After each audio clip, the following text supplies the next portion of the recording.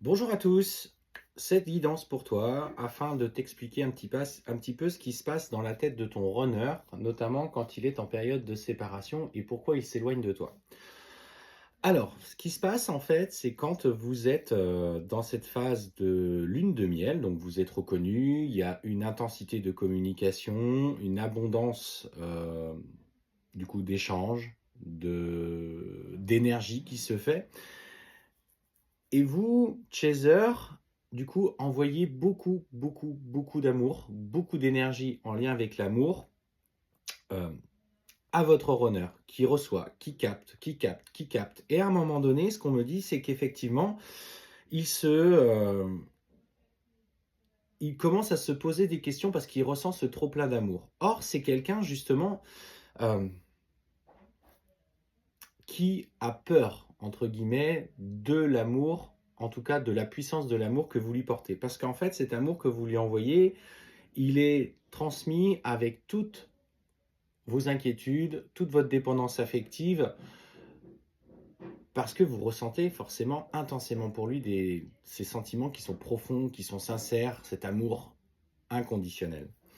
Et en fait, petit à petit, vous incluez dans ce rapport énergétique beaucoup d'attention, il y a des demandes qui sont faites petit à petit, et au travers de la dépendance affective, au travers de la peur que vous avez d'être rejeté par lui, eh ben vous l'abondez, vous l'abondez, vous l'abondez. Et en fait, vous le remplissez, imaginez que vous le remplissez comme un vase. Et petit à petit, justement, ce vase, eh ben, il se remplit jusqu'à déborder. Et c'est au moment, justement, où il déborde qu'il perd complètement le contrôle et qu'il sent pousser ses peurs, notamment les siennes, plus les vôtres qu'il a reçues. Et là, ce qu'on te dit, c'est que toi, dans ton cheminement personnel, au travers de ce lien, au travers de cette relation-là, il s'agit de te poser les bonnes questions. Pourquoi tu agis comme ça et pourquoi surtout il a pris de la distance avec toi? Alors forcément, il a des choses à régler dans sa vie, mais toi aussi, tu as demandé du coup à avoir une relation avec laquelle tu peux t'épanouir, mais c'est surtout aujourd'hui dans la distance, il va falloir que tu apprennes justement à mettre en lumière ce que tu as besoin de mettre en lumière, alors la dépendance affective, ta blessure du rejet, ta blessure de trahison. En fait, dans toutes les interactions que vous avez, identifie les blessures à chaque fois qui sont mises en lumière par ses comportements. S'il va vers une autre personne, la trahison.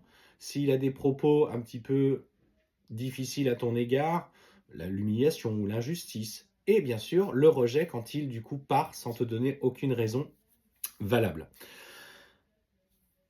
Et en fait, dans ce cheminement-là, tu dois aller vers l'amour de toi. Cet amour que tu lui transférais, tu dois te l'envoyer à toi en t'aimant inconditionnellement et justement en comprenant tes modes de fonctionnement.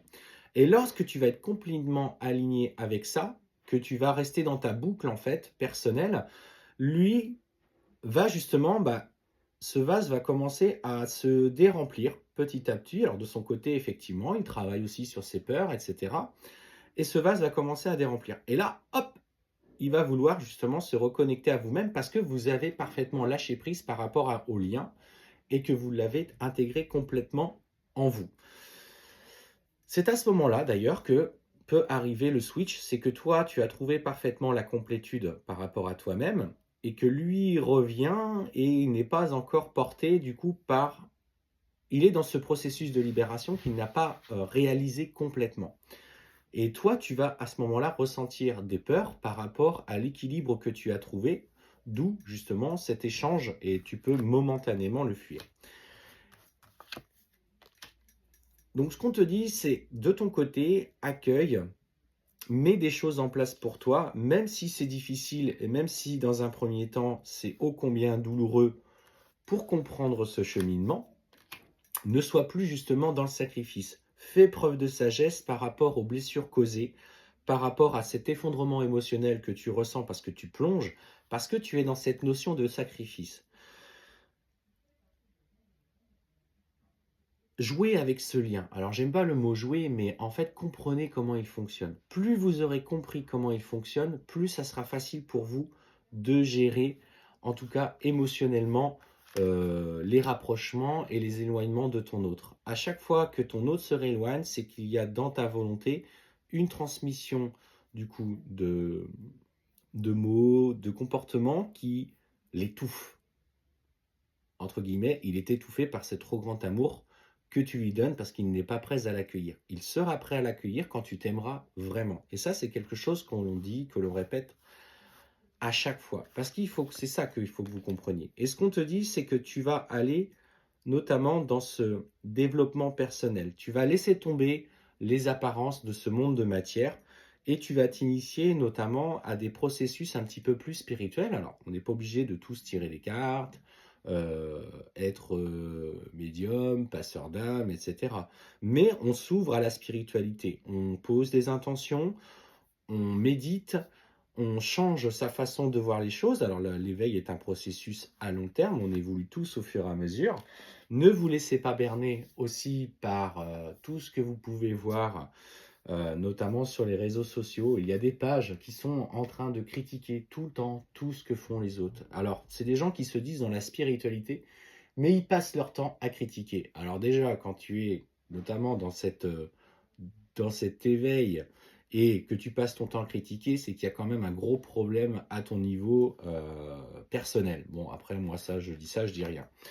Donc, c'est pour ça que nous, on s'abstient de juger bien ce que font les autres, mais c'est quand même malheureux de voir ça. Bref, ce qu'on te dit, c'est que il va être clairement justement dans le rejet, dans le déni de la relation dans une première étape.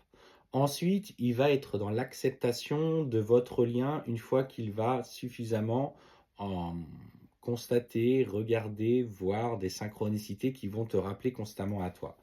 Et il va du coup être justement dans cette phase où il va devoir s'écouter, se recentrer à lui-même. Le runner a un ego assez fort, hein, pour le coup, et c'est quelqu'un qui ne veut pas changer. Mais en fait, il va changer au travers euh, de situations qui lui font revivre ses propres blessures. Là, du coup, tu n'en es plus responsable. Tu as mis dans un premier temps dans l'inconfort, en effet miroir. Ensuite, en se projetant dans d'autres schémas, il va être responsable de ses propres agissements. Et c'est là que tu vas apparaître comme une évidence et qu'il va trouver l'équilibre personnel, poussé forcément par l'énergie de la relation qui reste malgré tout présente. Il faut qu'il fasse des choix, il faut qu'il ait un déclic. Il se pose justement ces questions, il va poser des intentions pour justement comprendre le sens de sa vie, mais ce qu'on te dit surtout, c'est qu'il est encore dans ce voile d'illusion. C'est pour ça, travaille intensément pour toi. En travaillant intensément pour toi, tu t'équilibres personnellement, tu trouves ta place dans ta vie, ta mission de vie, et de son côté, bah lui, il travaille à son niveau. Et de toute façon, il va te revenir. C'est la meilleure façon d'agir sur le lien qui vous unit.